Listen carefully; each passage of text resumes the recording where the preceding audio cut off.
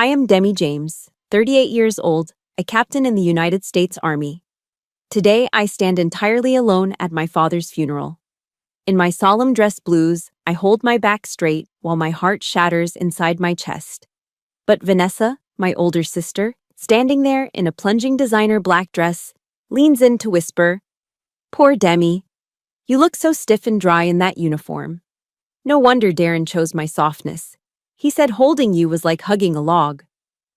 She smirks, glancing over at Darren, my ex-fiancé now signing the guest book with a glossy Mont Blanc pen, acting as if he owns this entire ceremony. They think I'm still the loser who ran away 4 years ago. They have no idea that the man stepping out of the black armored SUV outside holds both their lives in his hands. Comment: strength. If you believe the best revenge is massive success. Subscribe to watch karma hit the traitor exactly where it hurts. A light drizzle falls over Ohio, the damp chill seeping through the layers of wool in my army dress blues. I stand guard by my father's casket, my patent leather shoes stained with the mud of the cemetery. The bugle notes of taps pierce the silence. It is the most sacred sound to a military family, a moment when every head should bow in reverence. But not today. The solemnity is shattered by the distinct click-clack of stilettos on stone. Vanessa approaches, and a cloud of Chanel No. 5 suffocates the delicate scent of the white lilies surrounding the grave. She doesn't look at Dad's photo. Instead, she scans the crowd, checking to see if anyone is admiring her custom-cut black dress. Her presence feels like spilling a bottle of black ink over the final, dignified portrait of my father. Vanessa stands too close to me, feigning the posture of a comforting sister for the onlookers. But her words are pure, distilled venom. "God, Demi," she clicks her tongue, her hand smoothing my lapel as if brushing off dirt. "Look at you. 38 years old, no husband, no kids, just these cold metal medals on your chest. Dad must have been so sad to see his youngest fail like this." She leans into my ear, whispering cruelly so no one else can hear. "Darren was right. You were born to be a soldier, to suffer, not to be loved. Men need a woman, not a commander." Every word is a dagger aimed straight at my self-esteem, but I am not allowed to cry. A soldier does not weep before the enemy. I stare straight ahead, fixing my eyes on the horizon, refusing to give her the satisfaction of a single tear. Then Darren appears. He steps out of a rented Mercedes S-Class, adjusting a silk tie that looks too expensive for the occasion. He's heavier than I remember, his face shiny with the grease of a man who thinks he has bought the American dream. He walks straight to me, not to offer condolences, but to gloat. "Hello, Demi," he says, his voice dripping with patronage. "I heard you're still at that middle-of-nowhere base in Seattle, JBLM, right? It's a shame. If you had learned to be a little softer back then, maybe you'd be enjoying life like Vanessa is now." He looks at me with pity, the kind of look you give a stray dog shivering in the rain. He wants me to see it. He wants to validate that he discarded me to choose a better, more feminine version. He stands next to Vanessa, their arms linking, presenting themselves as the perfect, successful couple amidst my grief. But the most painful part isn't their words. It is the crowd. My aunts and uncles, the same people who praised me when I graduated from West Point, now shake their heads at me with awkward sympathy. They swarm around Vanessa, oohing and aahing over the diamond ring on her finger. I know for a fact it's financed, likely a credit card debt they are drowning in, but to these people, it looks like success. "Vanessa did so well for herself," they whisper loud enough for me to hear. "Such a lucky girl." I stand there, completely isolated within my own bloodline. They worship the homewrecker and the traitor simply because of the flashy exterior. I make a fist inside my white glove, my fingernails digging deep into my palm until it stings. Yea, though I walk through the valley of the shadow of death, I will fear no evil. I recite Psalm 23 silently in my head. It's the only thing keeping me from screaming. I will not break. Not here, not today. I watch as Darren walks over to the memorial table. He pulls a pen from his breast pocket to sign the guest book. It's a Mont Blanc, glossy black with a gold clip. He flourishes his signature, making a show of it, letting the light catch the resin barrel of the pen. My breath hitches. That pen. It isn't just a pen, it is a trigger. The sight of that glossy black instrument in his hand drags me violently away from the cemetery, pulling me back 4 years into the past, to the moment that pen signed away my innocence. The glossy shine of that Mont Blanc pen in Darren's hand acts like a hypnotic trigger, dragging my consciousness backward. The gray skies of the cemetery dissolve, replaced by the warm, humid air of a late summer evening 4 years ago. I was a different person then. I was 24, a first lieutenant, and naively optimistic. I had just returned from a grueling 2-week field training exercise. My boots were caked in dried mud, my hair was a disaster of frizz and sweat tied back in a messy bun, and I smelled like diesel fuel and damp earth. But I didn't care. I didn't go home to shower. I wanted to see him first. I drove straight to Darren's office in downtown Columbus. On the passenger seat sat a white paper takeout bag from Siam Orchid, filling my Jeep with the savory aroma of pad thai and peanut sauce. It was his favorite. I smiled to myself as I merged onto the highway, rehearsing the moment in my head. I imagined him looking up from his desk, tired from working late as he always claimed, his face lighting up when he saw me. He would hug me, dirt and all, and say, "Welcome home, warrior." I truly believed Darren was my safe harbor. In a life defined by strict orders and harsh deployments, I thought he was the one civilian softness I was allowed to keep. I was wrong. It was a fatal miscalculation. The office building was silent at 8:07 p.m. The janitorial staff had already left, leaving the hallways dim and echoing. I walked softly toward his corner office, my combat boots surprisingly quiet on the industrial carpet. I wanted to surprise him. I gripped the warm takeout bag, my heart fluttering with that stupid, innocent excitement. But 10 feet from his door, I froze. It wasn't a sound that stopped me. It was a smell. Heavy, floral, suffocating. It was the scent of gardenia. Not the fresh flower, but the cloying, overly sweet perfume that hung in the air like a fog. It wasn't my scent. I wore light citrus notes, if anything. This smell belonged to only one person I knew. It was the signature scent of my sister, Vanessa. My heart began to hammer against my ribs, not from anticipation anymore, but from a sudden, sickening dread. My stomach churned, the smell of the pad thai suddenly mixing with the perfume to create a nauseating cocktail. Then came the sounds. I heard a giggle. It was that high-pitched, performative laugh Vanessa used when she wanted something expensive. Then came the low murmur of a man's voice. "Don't worry about her." Darren's voice drifted through the partially open door. It wasn't the respectful tone he used with me. It was mocking, slurred with lust. "Demi is as dry as a roof tile. She wouldn't know passion if it hit her in the face." "Poor thing," Vanessa purred. "She tries so hard to be a man." The blood drained from my face. My hands went numb. I didn't want to believe it. I needed to see it. I needed the visual confirmation to kill the hope that was still gasping for air inside me. I pushed the heavy oak door open. The bag of food slipped from my fingers. It hit the floor with a wet thud, the container bursting open. Steaming noodles and orange sauce splattered across the pristine carpet, but neither of them looked at the mess. They looked at me. The scene before me was a tableau of absolute betrayal. They were entangled on the leather Chesterfield sofa in the corner. But what made my vision blur with rage wasn't just the nudity. It was what Vanessa was wearing. Draped over her shoulders, unbuttoned and loose, was my camouflage army shirt. The one with my name tape, James, stitched over the heart. The shirt I had earned through sweat and tears. She was wearing my honor like a cheap piece of lingerie. Darren scrambled up, his face draining of color, looking like a deer caught in headlights. "Demi, it's not." But Vanessa? She didn't scramble. She didn't cover herself in shame. She slowly ran a hand through her messy hair, pulling my shirt tighter around her bare skin. She looked me up and down, taking in my muddy boots and tired face. Then she smirked. It was a smile of pure victory. Her eyes said everything she didn't need to speak aloud. "I won. You lost. You serve the country." I serve myself to your man. I waited for the tears. They didn't come. I waited for the urge to scream, to throw a vase, to claw her eyes out. That didn't come either. Instead, a profound, icy silence filled my veins. It was the switch flipping. In the military, they teach you that when an ambush happens, you don't panic. You assess. You react.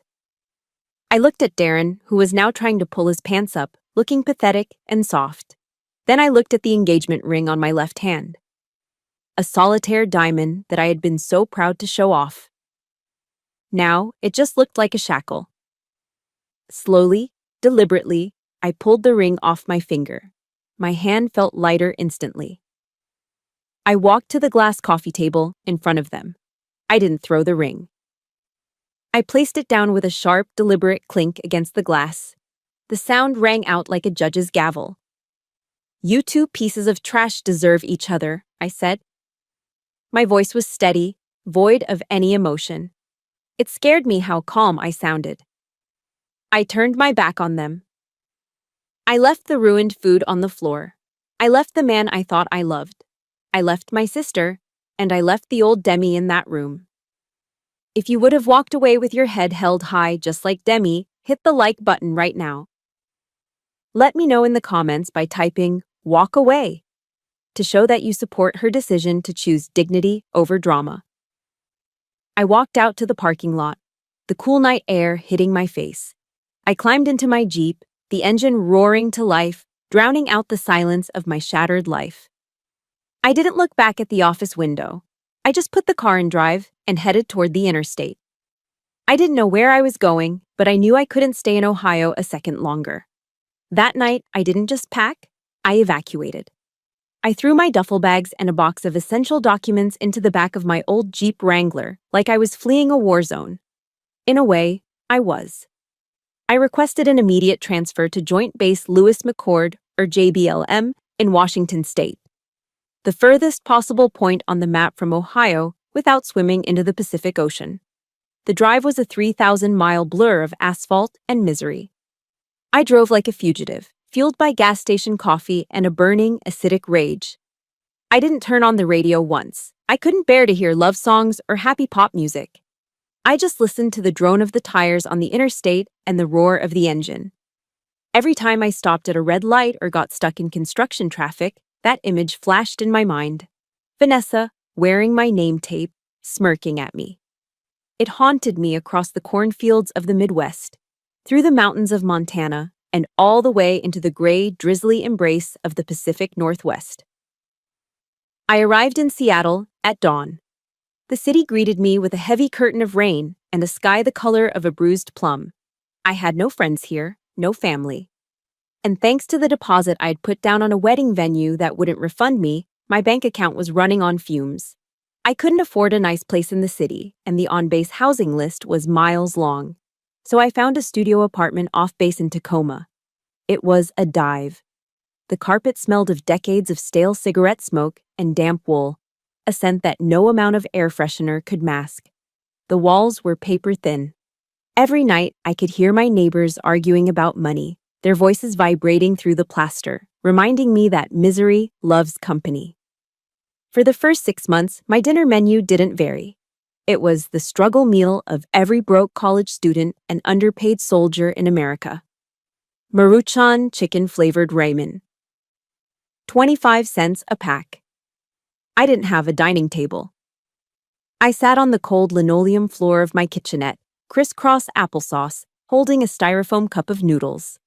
The steam hit my face, doing nothing to warm the chill inside my chest. One Tuesday night, while swirling the salty, processed noodles with a plastic fork, I made the mistake of opening Instagram. There they were.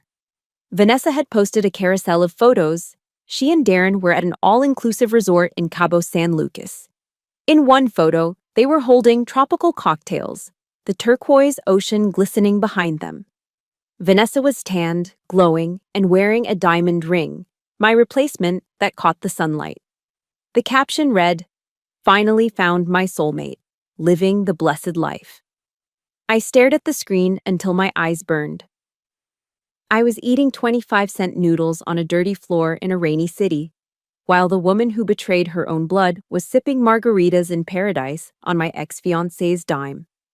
The injustice of it felt physical, like a punch to the gut. Why did the villains get the happy ending? Why was I, the one who followed the rules and lived with honor, the one left shivering in the dark? At work, I became a ghost. I showed up to the base every morning at 0600 sharp. I did my job with mechanical precision. I processed logistics requests, managed supply chains, and shouted orders when necessary.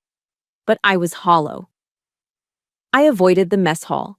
I turned down every invitation for Friday night drinks.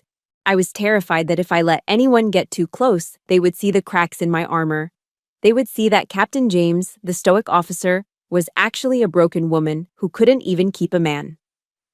The isolation started to mess with my head. Late at night, when the rain lashed against my single window pane, the gaslighting started to work. I began to replay Vanessa's insults.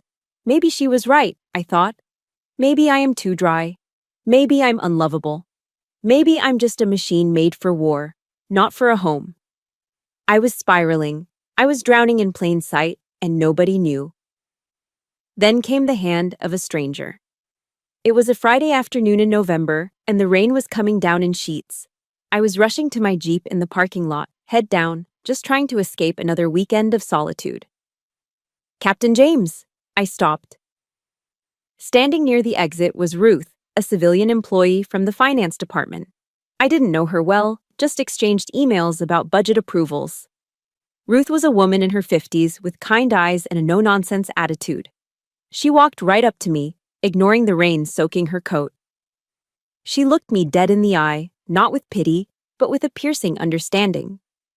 "You look like you've been carrying the weight of the world on your shoulders for about 6 months too long," Ruth said. Her voice was steady. "I'm going to grab a beer at the craft pub down the street. A good, strong IPA. You're coming with me." I opened my mouth to recite my usual excuse: paperwork, tired, busy. But the warmth in Ruth's expression stopped me. It was the first time in half a year someone had looked at me like a human being, not a rank. "Okay," I whispered. We went to a small, dimly lit bar that smelled of hops and wood polish. Ruth ordered a pitcher of local IPA. She didn't pry. She didn't ask about my family or why I looked so haunted. She just talked about her dogs and the terrible traffic on I-5. After the second pint, the dam broke. I didn't mean to, but a tear slipped down my cheek and landed on the wooden table. Then, another. Ruth didn't flinch. She just handed me a napkin and waited. When I finally composed myself, she reached into her purse and pulled out a small cream-colored business card. She slid it across the table to me. "Dr. Patricia Chin, Trauma and PTSD Specialist for Veterans." "I've been where you are, Demi," Ruth said softly. "You're a warrior, honey, but even warriors need a medic sometimes. Don't let your past define who you are. Fight for yourself." I stared at the card. The edges were sharp, the font simple. It was just a piece of paper, but in the dim light of that bar, it looked like a lifeline thrown to a drowning woman. I picked it up. My hand was trembling, but for the first time in a long time, I didn't feel entirely alone. Dr. Patricia Chin's office was nothing like the sleek, leather-filled executive suite where my heart had been shattered 4 years ago. There was no mahogany desk, no smell of expensive cologne or hidden betrayal. It was a small, cozy room that smelled of old paper and peppermint tea. Books on trauma and stoicism were stacked haphazardly on the floor, and the chairs were simple fabric, worn soft by the weight of 1,000 soldiers seeking peace.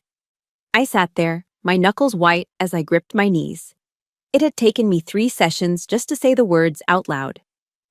"I feel like I've lost my womanhood," I confessed, my voice barely a whisper. Vanessa was right.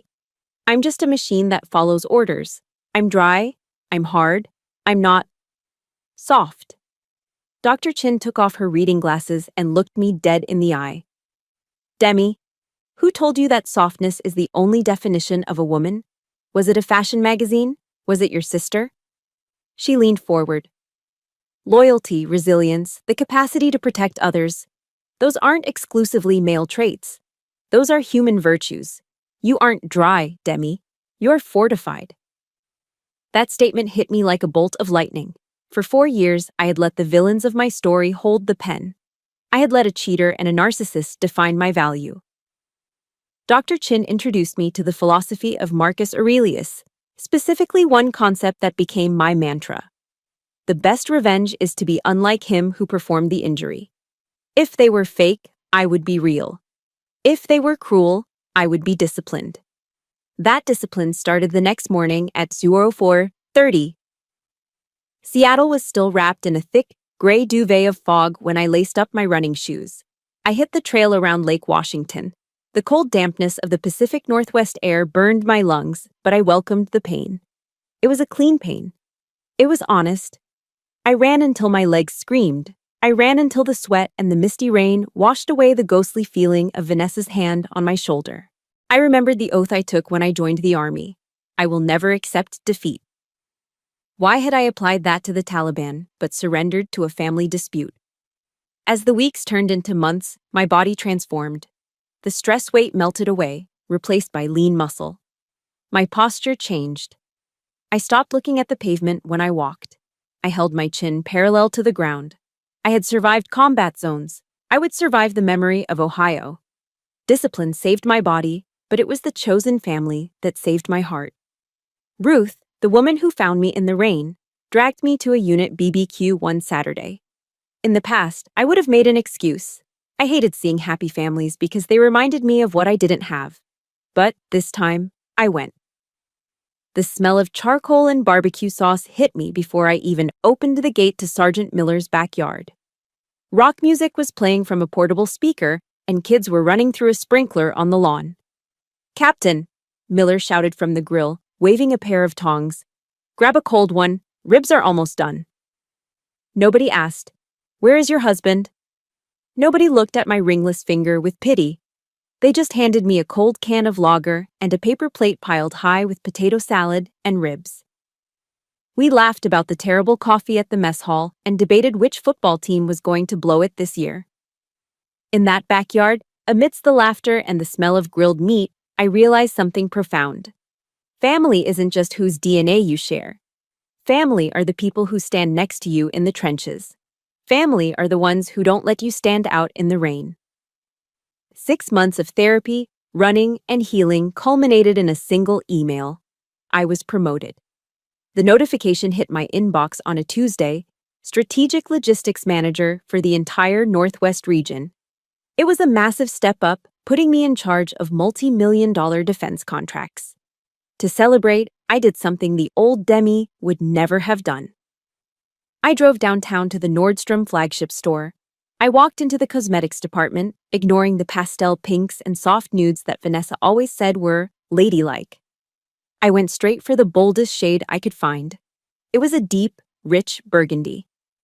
I remembered Vanessa's voice in my head. "That color makes you look old, Demi. It's too aggressive." I bought it. I went to the car, flipped down the visor mirror, and applied the lipstick. It glided on smooth and dark, the color of a fine wine, or perhaps the color of dried blood on a bandage. I looked at myself in the rearview mirror. The woman staring back wasn't dry. She wasn't a victim. She looked powerful. She looked mysterious. She looked like someone you didn't want to mess with. I smiled, and my teeth looked white against the dark red. This wasn't makeup. This was war paint. I started the engine of my Jeep. I had a new rank, a new confidence, and a new mission. And little did I know, this new promotion was about to put me in a room with the man who would change everything. The boardrooms of the Pacific Northwest were small, and I was about to walk into a meeting that would rewrite my destiny. My promotion to Strategic Logistics Manager didn't just change my rank, it changed the room I was standing in. Instead of muddy field tents, I was now walking into high-level procurement meetings at the Pentagon's Western Regional Office. And that is where I met the man who would redefine everything I thought I knew about love. Marcus Hamilton was sitting at the head of the mahogany conference table. He was the CEO of Apex Defense, the largest military contractor in the region. Unlike the loud, flashy businessmen I was used to, men like Darren, who wore their wealth like a neon sign, Marcus exuded quiet luxury. He wore a charcoal gray suit that fit him so perfectly it had to be bespoke. There were no visible logos, no flashy gold cufflinks, but I knew the fabric was clearer and more expensive than Darren's entire wardrobe combined. When I stood up to present my report on supply chain vulnerabilities, Marcus didn't check his watch. He didn't look at his phone. And most importantly, he didn't stare at my chest or my legs. He looked me dead in the eye. He listened. He took notes with a vintage fountain pen, his movements precise and deliberate. When I finished, the room was silent. Marcus capped his pen and leaned back. "Captain James," he said, his voice a deep, resonant baritone that commanded the room without shouting. "That was the sharpest analysis of the Pacific supply route I have heard in 5 years. You just saved my company and the taxpayers millions." He wasn't flattering me to get into my pants. He was respecting my brain. For a woman who had been told she was too dry and too rigid, being admired for my competence felt like drinking cool water after a long march in the desert. 2 weeks later, he invited me to dinner. He didn't take me to a 5-star hotel with a dress code where he could show me off like a trophy. He took me to Pike Place Market. We walked down Post Alley to the pink door. There was no sign, just a faded pink door in a brick wall. It was a place for locals, for people who knew quality and didn't need to advertise it. We sat on the deck overlooking Elliott Bay, the ferry boats cutting through the dark water below. When the waiter arrived, I instinctively froze. My muscle memory from 4 years with Darren kicked in. Darren always ordered for me. "She'll have the garden salad, dressing on the side." We're watching her waistline. Marcus simply handed me the menu and smiled. "The lasagna here is legendary, but get whatever makes you happy, Demi." I ordered the lasagna. Rich, cheesy, and full of carbs. And as we ate, we talked. We didn't talk about money or gossip. We talked about architecture, about the geopolitical shifts in Europe, about old jazz records. When we walked back to the parking garage, I braced myself to see a flashy sports car. Instead, Marcus unlocked a dark blue Volvo SUV. "A Volvo?" I teased him, raising an eyebrow. "Safest car on the road," he said with a shrug, opening the door for me. "I don't need to prove I'm fast. I need to know I'm getting home in one piece." That was it. That was the moment I fell for him. Marcus was a mountain, solid, immovable, and safe. Darren had been a balloon, colorful, full of hot air, and waiting to pop. 3 months later, the universe revealed its sense of humor. We were driving back from a weekend hike in the Cascades. Marcus was relaxed, one hand on the steering wheel, talking about a recent win for his company. "It was a headache," he admitted, chuckling darkly. We were competing against this logistics firm from the East Coast for a $50 million government contract, a company called Mitchell Logistics. My heart stopped. I stared at his profile. "Mitchell Logistics?" "Yeah," Marcus continued, oblivious to my shock. "The guy running it, Darren Mitchell, I think. He tried to wine and dine the procurement officers. Real flashy guy. But I had my team run a background check on his financials. The guy is drowning. He's leveraging debt to pay off debt. His books are cooked. We exposed it, and the DOD dropped him immediately." I looked out the window to hide the shaking of my hands. Darren, the man who told me I was nothing, the man who had built his life on a foundation of lies, was currently being dismantled by the man holding my hand. Marcus didn't even know he was my avenging angel. He was just doing business with integrity, and in doing so, he was destroying the man who lacked it. 2 years later, on Christmas Eve, Marcus changed my name. There was no flash mob, no drone filming us for Instagram. It was just the two of us in our living room, the only light coming from the crackling fireplace. Marcus got down on one knee. He opened a velvet box. Inside sat a stone that took my breath away. It wasn't a generic diamond. It was a deep, velvety cashmere sapphire, surrounded by a halo of small diamonds. It looked like the ocean at night. "Look inside the band," he whispered. I tilted the ring to the firelight. Engraved in the platinum were 2 words, Semper Fidelis, always faithful. "Demi," he said, his voice thick with emotion, "I love the woman you are. But I also love the soldier in you. I love the scar under your chin. I love your strength. I want to be your rear guard for the rest of this life. Will you marry me? Tears streamed down my face, hot and fast. Darren had betrayed every vow he ever made. But Marcus?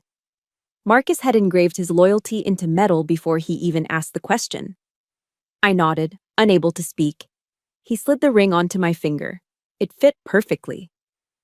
For the first time in my life, I wasn't just deployed, I was home. After the funeral, the mourners retreated to my parents' old colonial house. But what should have been a somber gathering to honor a decorated veteran turned into a grotesque cocktail party hosted by my sister. Vanessa had transformed the living room into a stage for her own vanity. She was swirling a glass of Pinot Noir, laughing too loudly at jokes that weren't funny, while Darren held court in the center of the room like a king. I, on the other hand, was being treated like the help. Demi! Vanessa snapped her fingers at me across the room. We're out of ice. Go to the kitchen and get another bag. And honestly, can you change out of that costume? The uniform is making the guests uncomfortable. It's so aggressive. My jaw tightened until my teeth ached. Costume. She called my dress blues, the uniform I had worn while burying friends, the uniform I had sweat and bled for. A costume. I walked to the kitchen, gripping the silver ice bucket so hard my knuckles turned white. I looked around the house I grew up in. It was filled with strangers, business associates Darren had invited to network. They didn't know my father's favorite song. They didn't know he liked his coffee black. They were just here to stare at Darren's gold Rolex and listen to him brag about his upcoming million-dollar projects. They were vultures, picking at the carcass of my family's grief. I returned with the ice just as Darren tapped a spoon against his champagne flute. The room fell silent. I'd like to propose a toast, Darren boomed, his face flushed with alcohol. He put on a mask of solemnity that was so thin it was transparent. To my late father-in-law, a good man. And I want everyone to know that Vanessa and I have no regrets. Over the last few years, we spared no expense. We paid for the best doctors, the private nursing care, everything. We wanted him to have the best, regardless of the cost. The air left my lungs. A hot, blinding rage shot up my spine. He paid. The truth was a ledger burned into my brain. I was the one who wired $3,000 home every month. I was the one who took out a personal loan to pay for the hospice care because his insurance didn't cover it. I was the one eating 25-cent ramen noodles in a freezing apartment in Tacoma so that Dad could have dignity in his final days. Darren and Vanessa hadn't contributed a single dime. They had sent fruit baskets. And now, he was standing there, stealing my sacrifice to polish his own ego.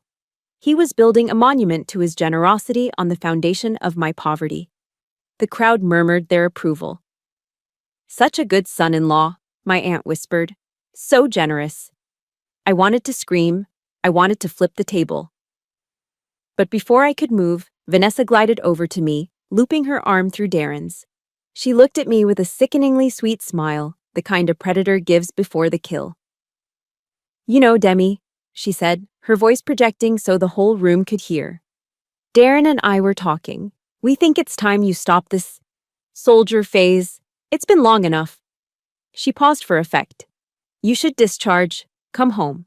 Darren is willing to hire you at his logistics firm. You can be his executive assistant.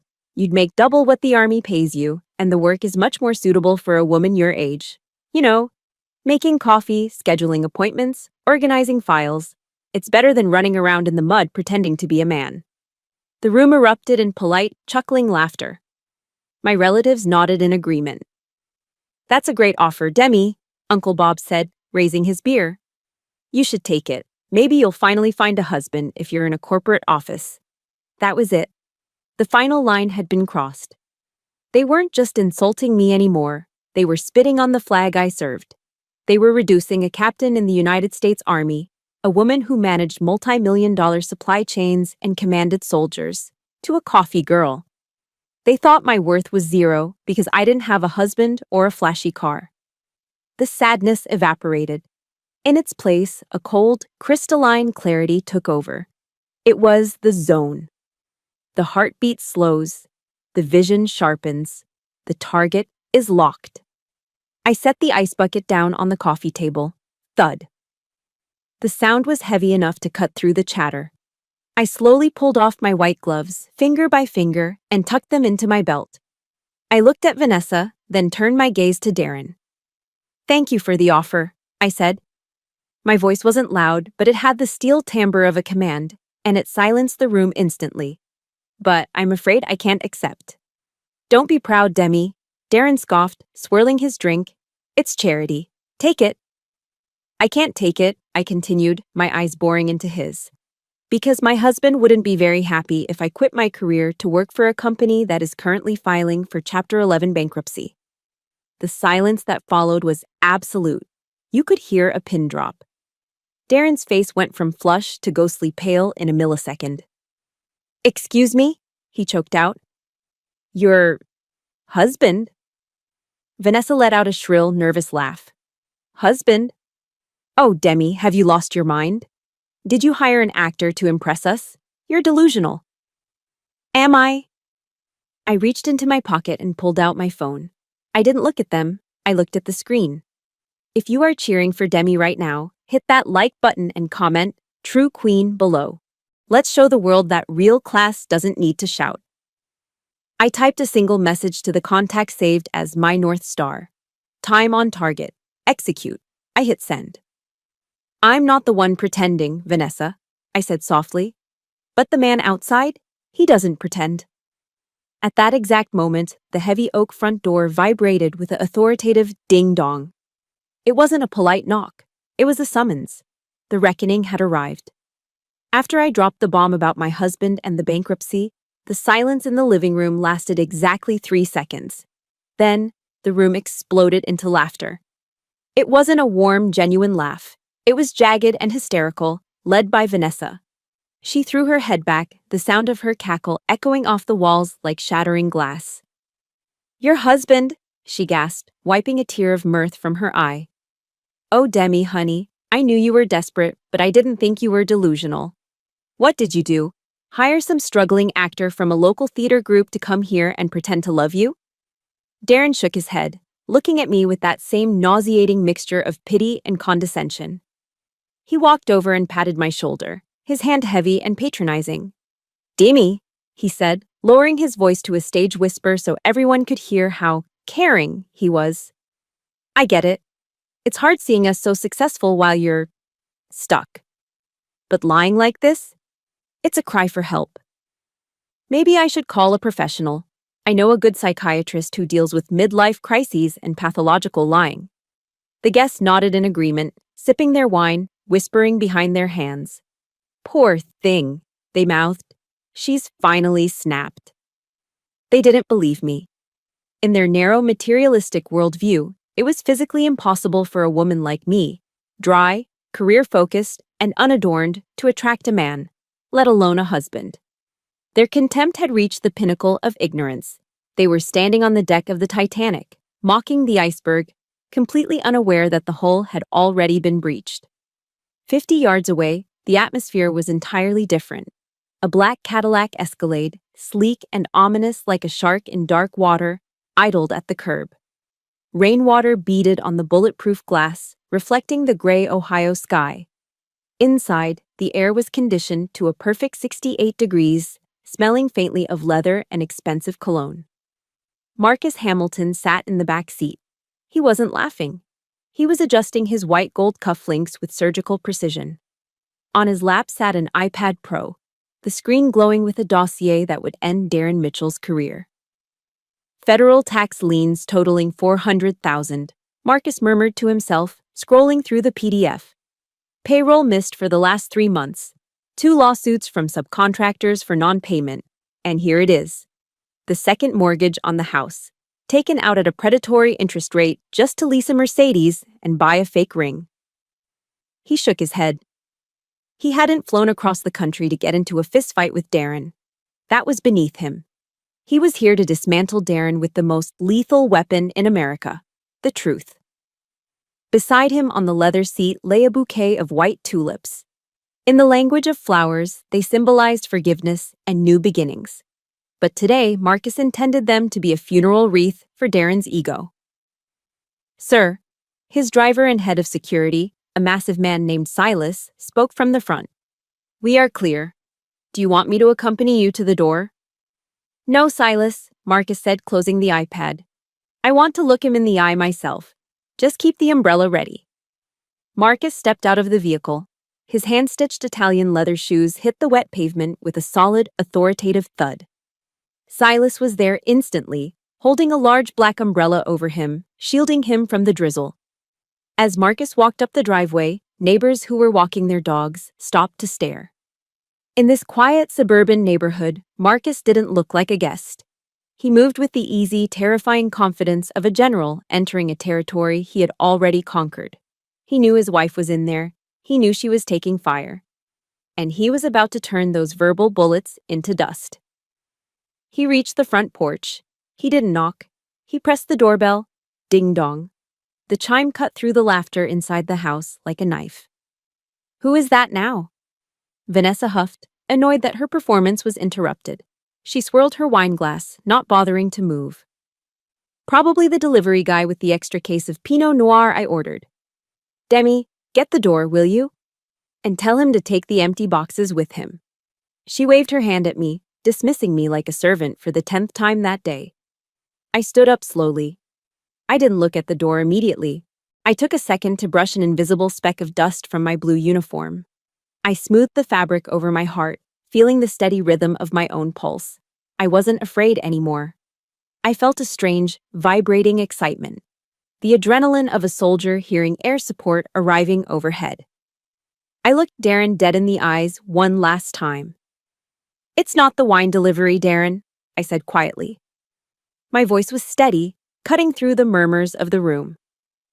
That is the man who is about to teach you a very painful lesson in what it actually means to be a provider. Just get the door, Demi, Vanessa shrieked. I turned my back on them. I walked down the hallway, my heels clicking on the hardwood floor. Each step felt heavier, more significant than the last. My heart hammered against my ribs, not from fear, but from anticipation. I reached for the heavy brass handle of the oak door. I took a deep breath, inhaling the stale air of the house one last time before letting the fresh air in. I turned the knob. I pulled. The door swung open, and the gray light of the outside world flooded into the hallway, outlining the silhouette of the man standing there. The wait was over. When Marcus Hamilton stepped across the threshold, the air in the living room didn't just change, it evaporated. He brought with him the kind of heavy, suffocating gravity that only truly powerful men possess. He stood 6'2", towering over Darren, his charcoal suit absorbing the light rather than reflecting it. He didn't look at the stunned guests holding their cheap appetizers. He didn't look at Darren, who was frozen mid-laugh. He walked straight to me, his strides measured and calm, parting the crowd like the Red Sea. He stopped in front of me, ignoring the chaos of the room entirely. He held out the bouquet of white tulips, crisp, elegant, and understated. Sorry I'm late, Captain, he said, his voice a rich baritone that vibrated against the walls. He leaned down and kissed my forehead, his lips warm against my cold skin. The flight from D.C. was delayed on the tarmac. You know how the private airfield gets in this weather. Private airfield. The room went deathly silent. Vanessa, who had been holding her glass of Pinot Noir like a scepter, stared at Marcus.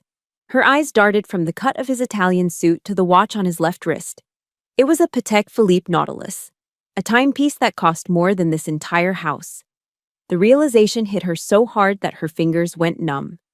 Crash. The wine glass slipped from her hand and shattered on the beige carpet.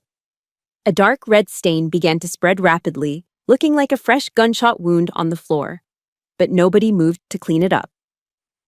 They were too paralyzed by what was happening to Darren. Darren was standing dead still. His face had drained of all color, turning a sickly shade of gray. He wasn't looking at Marcus as a rival. He was looking at him as an executioner. He recognized the man, not because they were friends, but because Marcus was the predator Darren had been running from. Mr. Hamilton, Darren stammered, his voice cracking like a teenager's. Director Hamilton, of Apex Defense? Marcus finally turned his head. He looked at Darren with the mild, disinterested curiosity one might show a bug before stepping on it. "Oh, Mitchell," Marcus said. His tone was light, yet it carried the weight of a sledgehammer. "I didn't expect to see you here. I assumed you would be in your office, frantically explaining that $2 million tax lien to the IRS agents currently auditing your books." The sentence hung in the air like toxic smoke. The guests gasped. Uncle Bob lowered his beer. The smile vanished from my aunt's face. Darren choked, sweat instantly beading on his forehead. That's a misunderstanding. We're restructuring." "Restructuring?" Marcus laughed, a dry, humorless sound. "Is that what we call Chapter 11 bankruptcy these days?" "My compliance team flagged your file this morning, Darren. You leveraged this house, your wife's parents' house, to secure a loan you had no intention of paying back. You're not just broke, you're about to be homeless." Vanessa let out a strangled cry. She rushed forward, grabbing Darren's arm, her fingernails digging into his suit jacket. "What is he talking about, Darren? You said the business was booming. You said we were buying a boat." She turned to Marcus, her eyes wide with panic and confusion. "How do you know this? Who are you?" Marcus didn't answer her immediately. He stepped closer to me, sliding his arm around my waist. His grip was firm, possessive, and incredibly grounding. "I am the man who just acquired the Department of Defense logistics contract that your husband tried to bribe his way into," Marcus said calmly. "I'm the reason his company is dissolving." He paused, letting the information sink in. Then he delivered the final blow. "But more importantly," Marcus continued, his voice dropping an octave, becoming deadly serious, "I am Demi's husband. We've been married for 2 years." Vanessa's mouth fell open. She looked from the sapphire ring on my finger to the man holding me, realizing that the actor she mocked was actually the most powerful man in the state. Marcus looked Vanessa dead in the eye. "And I want to thank you, Vanessa." "Thank me," she whispered, trembling. "Yes?" Marcus smiled, but it didn't reach his eyes. "Thank you for taking this man off her hands 4 years ago. If you hadn't been so greedy, if you hadn't stolen him, I never would have met Demi. You took the trash out so I could find the treasure. For that, I am genuinely grateful." It was a double tap to the heart. He hadn't just beaten them financially, he had completely dismantled their moral victory.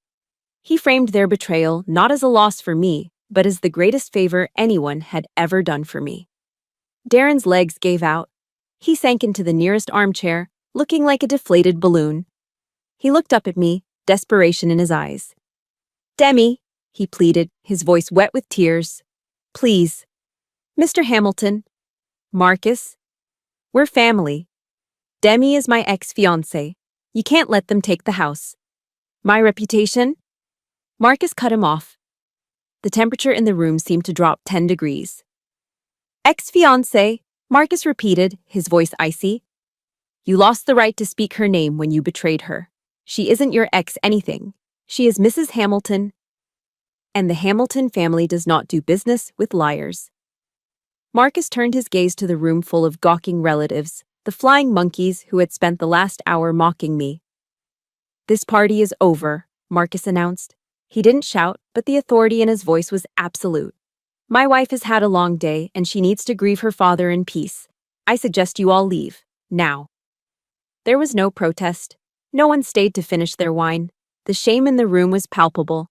They grabbed their coats and purses, scrambling for the door like cockroaches when the lights turn on. Within 2 minutes, the house was silent, save for the sound of Vanessa sobbing on the floor next to the red wine stain that looked so much like the death of her fake life. Within 5 minutes, the house was empty.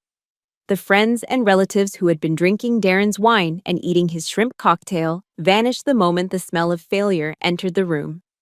Now it was just the 4 of us standing in the wreckage of the living room. Marcus, me, and the 2 people who had tried to destroy my life. The silence was heavy, broken only by the aggressive buzzing of a cell phone on the coffee table. It was Darren's phone. The screen lit up, flashing a number with an 800 area code. Darren stared at it, his hands shaking by his sides. He made no move to answer it. "You should probably get that, Mitchell," Marcus said, leaning casually against the mantelpiece. That's the third time they've called in 10 minutes. Creditors are persistent.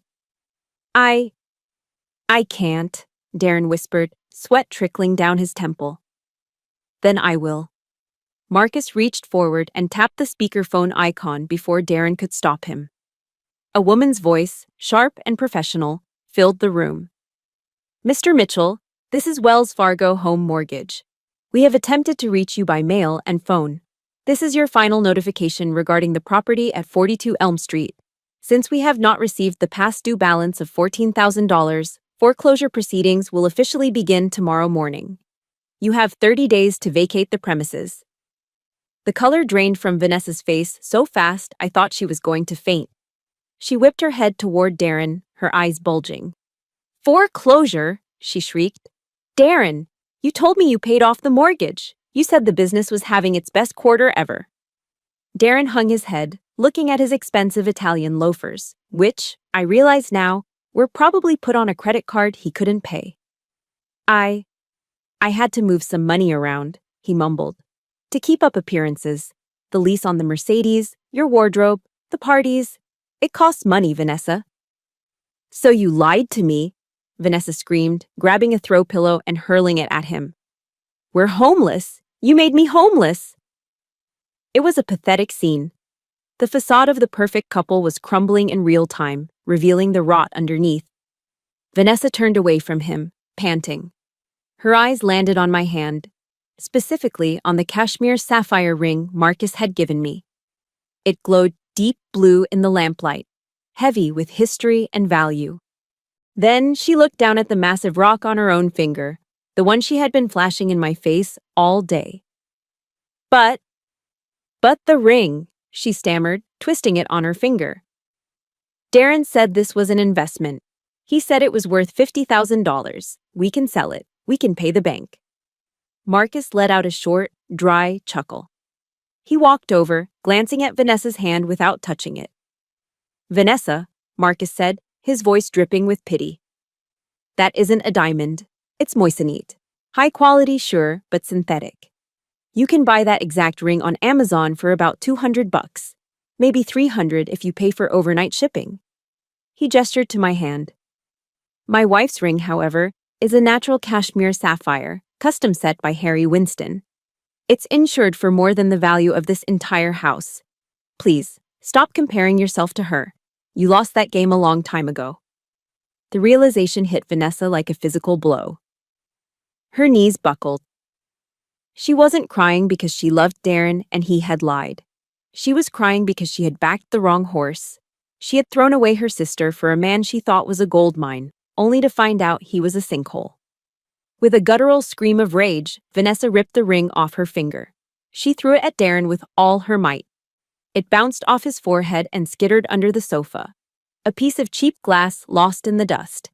I hate you, she sobbed. You fraud. You ruined my life. Darren didn't look at her. He looked at me. In a move that made my stomach turn, he dropped to his knees. He actually crawled 2 feet toward me, his hands clasped together. Demi, he wept, snot running down his nose.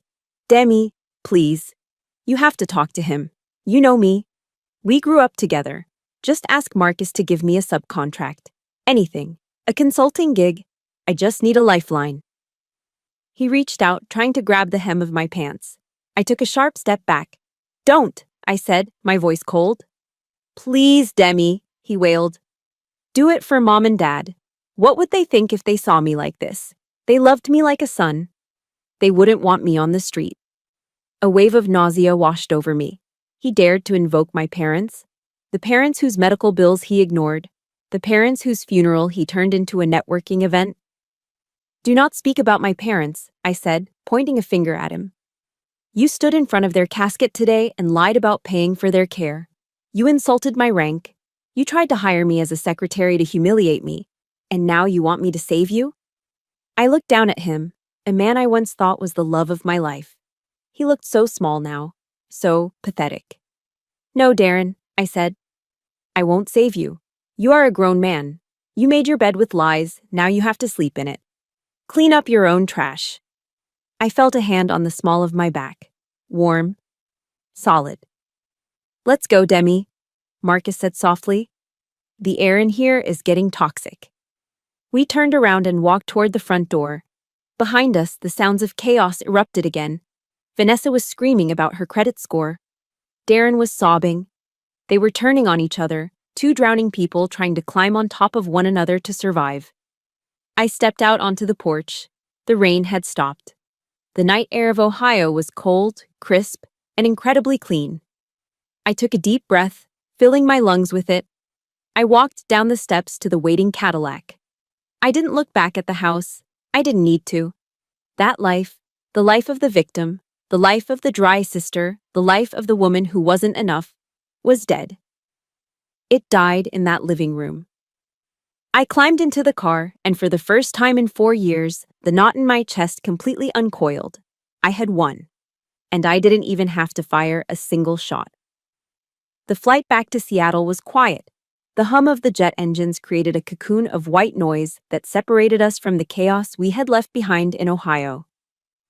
Marcus was asleep in the seat next to me, his hand resting protectively over mine.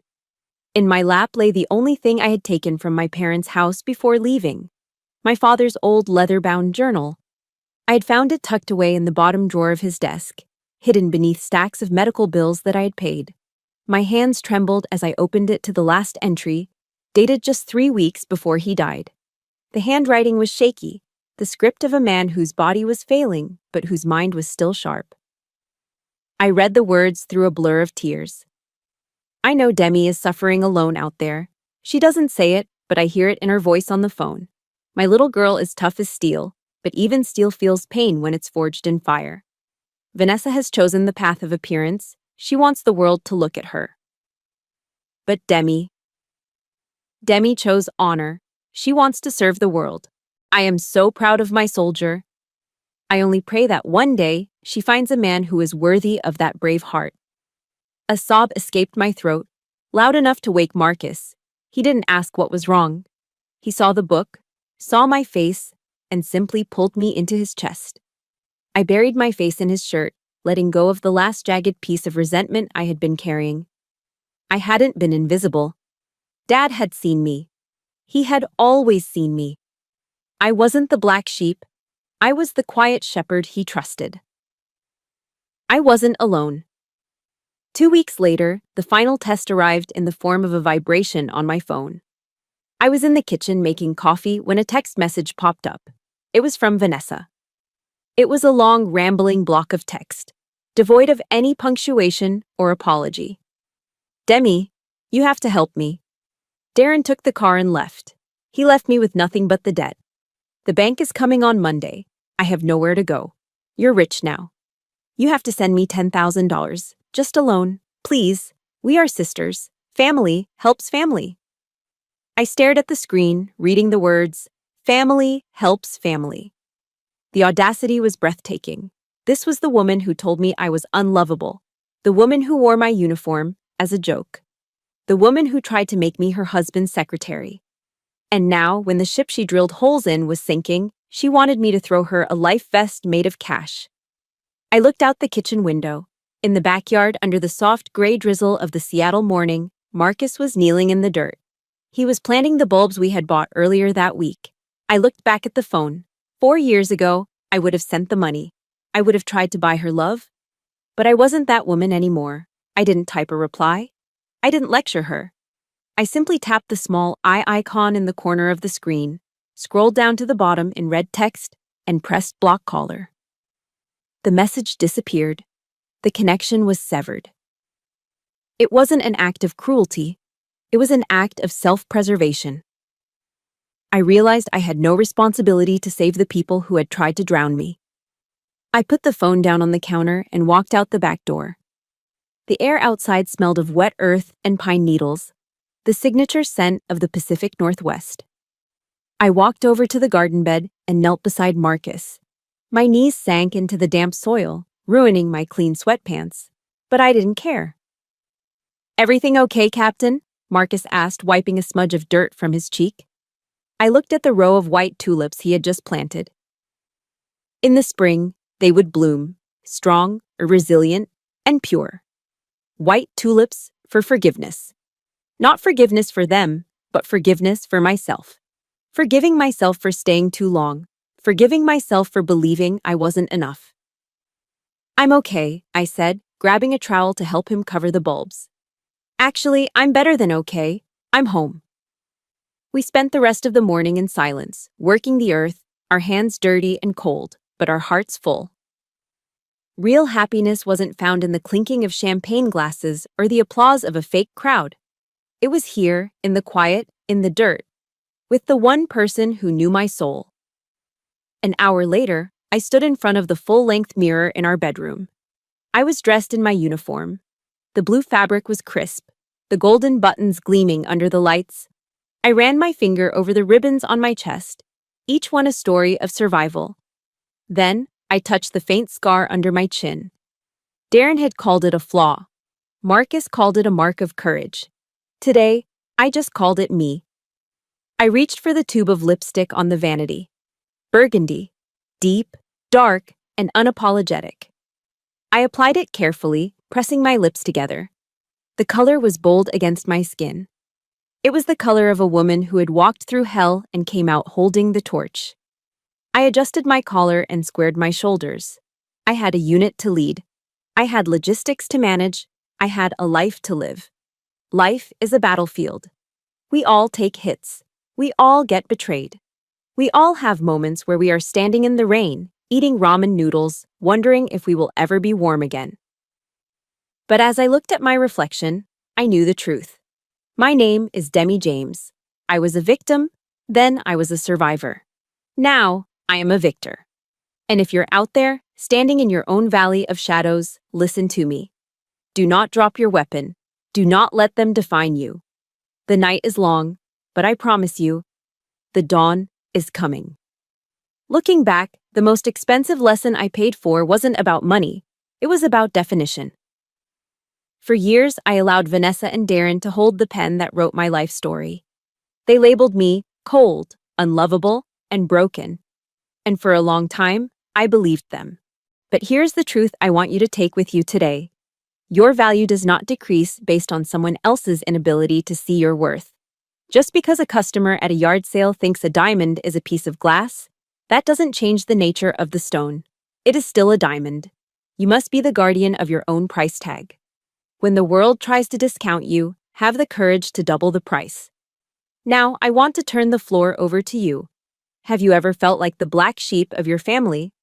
Or had your sacrifices ignored by the people you loved the most? Please be brave and share your story in the comments below. I read them, and I want this channel to be a safe space where you know you aren't alone. If my journey from that rainy cemetery to the Garden of Peace gave you even a spark of hope today, please hit that like button. And to join our growing community of survivors and warriors, make sure you subscribe and turn on notifications. Let's keep fighting the good fight together.